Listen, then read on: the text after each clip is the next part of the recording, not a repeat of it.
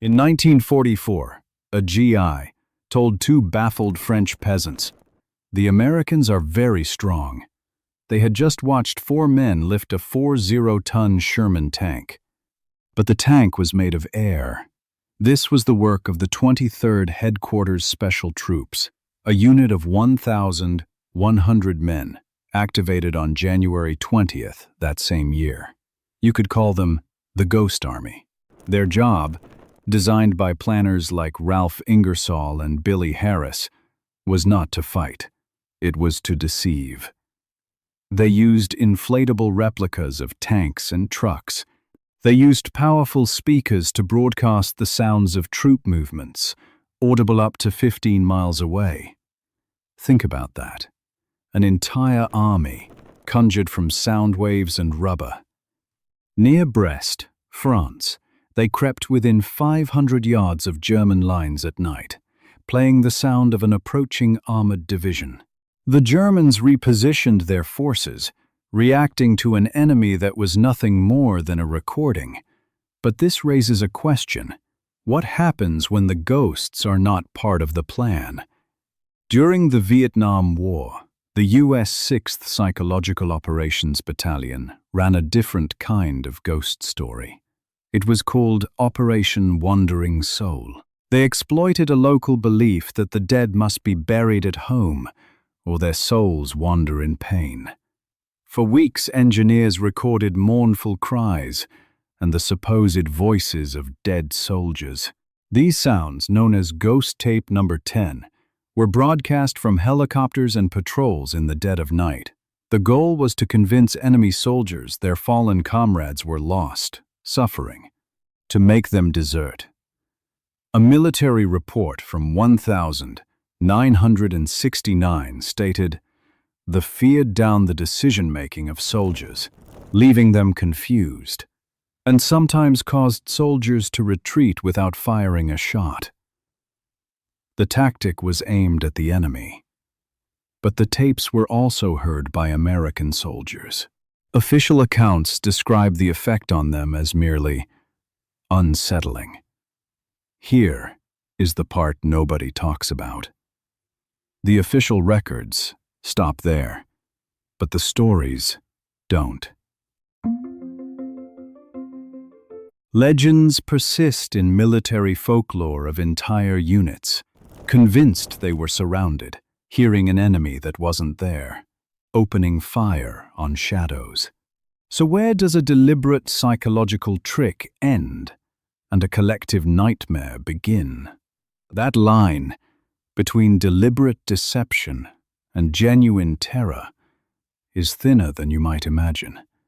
For some, the shadows were not just a trick of the light, but a deeply personal, internal experience. Think about what that means. You are surrounded, not by an enemy you can see, but by the echoes of past battles, by the ghosts of your own mind.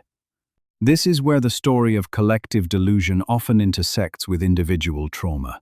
One case study from a 1987 report on auditory hallucinations in combat veterans with PTSD described Mr. A hearing his dead nephew's voice calling to him from the grave.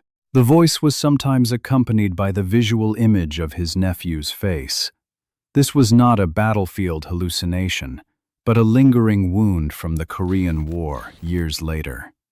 What happens when such individual experiences become amplified or even triggered in the crucible of active combat? You might dismiss this as isolated cases, easily explained by stress. But here's the part nobody talks about. The conditions of war themselves can create a fertile ground for these experiences to spread. W.H.R. Rivers, a pioneering English psychologist, believed that the very process of military enlistment and discipline could heighten suggestibility among recruits, predisposing them to what he termed hysterical breakdown during World War I. Imagine rigid discipline, constant fear, the breakdown of normal sensory input. Now add the deliberate psychological operations of the military. What do you get? A potent cocktail. During the Battle of Ia Drang, a real, brutal engagement in November 1965, American forces faced a numerically superior enemy. This was no phantom. But the chaos that ensued blurred the lines between reality and perception. At Landing Zone X-Ray, a key battlefield, a call of Broken Arrow signaled that an American unit was being overrun. All available air support was needed. This desperate plea resulted in a friendly fire incident where a napalm bomb struck American positions. The enemy was real, but the danger came from both sides. Now, consider Landing Zone Albany. On the 17th of November 1965, the 2nd Battalion, 7th Cavalry, was ambushed. First Lieutenant James Lawrence, executive officer for Delta Company, recalled the relaxed atmosphere just before. The next morning, we were told the B-52S out of Guam were going to bomb the mountains, and that we were to move to LZ Albany. The way it was presented, at least from my perspective, was we were making an administrative move to be airlifted out, so we wouldn't be in the way of the bombers. This was no administrative move. The ambush was swift, brutal. Lawrence described the chaos. I realized it when Sergeant Baker, who was less than a foot away from me, was screaming that I was in charge and that I had to do something. To do it, you've got to get up. You've got to be in command. And as I was on the way up, with my helmet strapped on, a North Vietnamese soldier in a tree put 2 bullet holes right through my helmet. Company Commander George Forrest received a desperate radio call from a wounded soldier. We got a call on the radio from call sign Ghost 46 that he was in the ambush site wounded. There were lots of wounded guys in the ambush site, and the North Vietnamese were coming through and executing. This was not a ghost. This was a nightmare. The sheer confusion, the disorientation, the friendly fire incidents, these are not folklore. They are documented facts of the Battle of Ia Drang. But in such moments, when the mind struggles to make sense of overwhelming sensory input, how reliable is perception? What if, in the blinding smoke and deafening noise, your mind fills in the gaps with the worst possible scenario? The official accounts rarely explain the full extent of friendly fire casualties. It's a difficult truth, but it begs the question, how many times have soldiers believed they were surrounded by an enemy, when the chaos they faced was, in part, self-inflicted? Self-inflicted chaos. It's a difficult truth, one often buried beneath layers of official reports, but it forces us to confront a chilling possibility that some of the most terrifying moments on the battlefield were not caused by a visible enemy, but by the very forces designed to protect. What if the enemy was not outside the perimeter, but within? This is where the lines truly blur. Consider the Battle of Caransebeş in 1788. A widely cited historical anecdote claims an Austrian army destroyed itself through friendly fire after a drunken dispute. While many historians consider this account exaggerated, the story itself highlights a deep-seated fear that panic, once unleashed, can be more destructive than any opposing force. You might think such a thing is impossible today, that modern armies are too disciplined, too well-equipped, but the human mind remains the most potent weapon and its most vulnerable point. We have seen how the 23rd Headquarters Special Troops, the Ghost Army, used sonic deception to manipulate enemy forces. They broadcast sounds of armored divisions, tricking Germans into believing a massive force was approaching. The Germans reacted. They moved troops, wasted resources, all based on an illusion. Now, think about Operation Wandering Soul. The U.S. 6th Psychological Operations Battalion, broadcast eerie sounds and voices, exploiting deep-seated cultural beliefs. These were deliberate attempts to sow fear and confusion. The goal was to demoralize Viet Cong and NVA soldiers, encouraging them to desert. But what if those psychological tactics, those engineered sounds of terror, inadvertently turned on the very soldiers meant to be protected? What if the echoes of those ghost tapes resonated in the minds of American troops, already under immense stress? This is the part nobody talks about. The official reports mention the tapes were merely unsettling to South Vietnamese and some American soldiers. But the extent of that unsettling effect, and whether it ever led to tactical errors, remains unclear. It's a glaring gap in the documentation. Why is this specific detail so consistently absent from the records? It makes you wonder. Dr. Kim T. Musa, co-author of a 1,987 study, documented how combat veterans with PTSD could experience auditory hallucinations. One case study, Mr. A heard his dead nephew's voice calling to him from the grave. This wasn't a collective event, but a single mind battling its own demons. But what if a collective stress, amplified by deliberate sonic warfare, could trigger similar experiences across an entire unit? WHR. Rivers believed that the discipline of military life could heighten suggestibility. Imagine a soldier, already on edge, hearing the manufactured sounds of wandering souls, mixed with the very real screams of battle. The mind, desperate to make sense of chaos, might connect those dots in terrifying ways. It's a terrifying thought. The central premise of an entire military unit spontaneously hallucinating a non-existent enemy that has them surrounded appears to be military folklore. It's not a documented historical event. But it's a legend born from the confluence of very real, very documented phenomena. The intentional acoustic deception of units like the Ghost Army, the psychological warfare of Operation Wandering Soul, and the confusion of ambushes like LZ Albany, where friendly fire incidents were tragically common.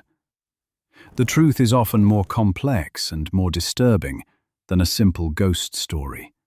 The official accounts rarely explain the full extent of friendly fire casualties. It's a difficult truth, one that haunts the periphery of countless battles. How many times have soldiers believed they were surrounded by an enemy when the chaos they faced was, in part, self-inflicted? The real enemy, sometimes, is the panic itself, and the seeds of that panic can be deliberately sown. What, then, becomes of the wandering soul? The seeds of panic, once sown, can take root in the most unexpected places. They can grow into something far more insidious than any external threat. What becomes of the wandering soul? Not just in folklore, but in the minds of those who return from war. Think about the weight of that question. For many, the battlefield never truly disappears.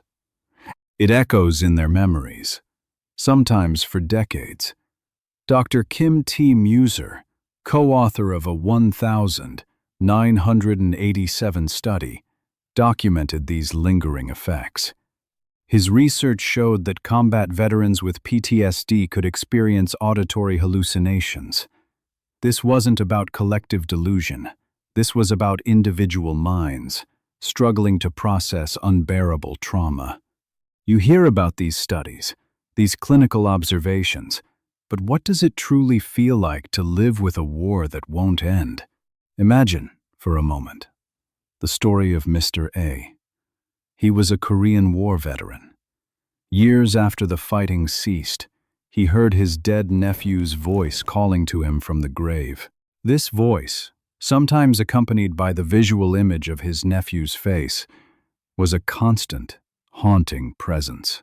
This wasn't a deliberate deception like the Ghost Army's sonic trucks, pulling within 500 yards of German lines in 1944. This was a personal, internal battlefield. It makes you wonder about the true cost of war. Not just the physical wounds, but the invisible ones that fester, twisting perception. W.H.R. Rivers, a pioneering English psychologist, understood this. He believed that the discipline and high-stress environment of military life could heighten suggestibility. It could predispose soldiers to mental breakdowns. Now, consider a soldier returning from the ambush at LZ Albany on the 17th of November, 1965. First Lieutenant James Lawrence described the chaos, the bullets tearing through his helmet.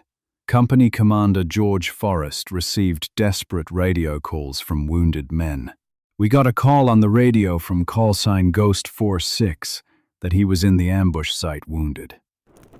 There were lots of wounded guys in the ambush site, and the North Vietnamese were coming through and executing. These were real terrors. But what happens to the mind after witnessing such horrors? What if the sounds of battle, the cries of the wounded, become imprinted? What if they play on a loop, long after the fighting stops? The official reports tell us about the battles, the strategies, the casualties, but they rarely tell us about the internal battles fought by individual soldiers day after day, year after year. This is the part nobody talks about. The full extent of the psychological impact of operations like Wandering Soul on American and South Vietnamese troops remains largely undocumented. We know the ghost tape number 10 was unsettling. But how unsettling? Did it contribute to this lingering internal chaos for some? It's a question that deserves an answer. The human mind, under extreme duress, is capable of both incredible resilience and profound fragility. The same mind that can endure the unimaginable can also be shattered by it. And sometimes, the lines between memory, trauma, and perceived reality become irrevocably blurred. You might think these are just stories, isolated incidents, but when you look at the documented cases of post-traumatic stress, the auditory hallucinations, the intrusive thoughts, you begin to see a pattern of minds struggling to reconcile what they experienced with the quiet of home. The real enemies, for many, are not always visible. They are the echoes of the past. They are the phantom sounds, the spectral images that refuse to fade. And for some, these invisible battles never truly end. They fight them every single day. What does it mean, then, to truly return from war, when the war still rages inside you? What does it mean to return from a war that still rages inside you? It means confronting the ghosts, not the phantoms broadcast from a helicopter, but the ones you carry home. The story of an entire unit, spontaneously hallucinating a non-existent enemy, has no formal record. According to all documented history, it never happened. Not like that. So, what are we left with? We are left with fragments.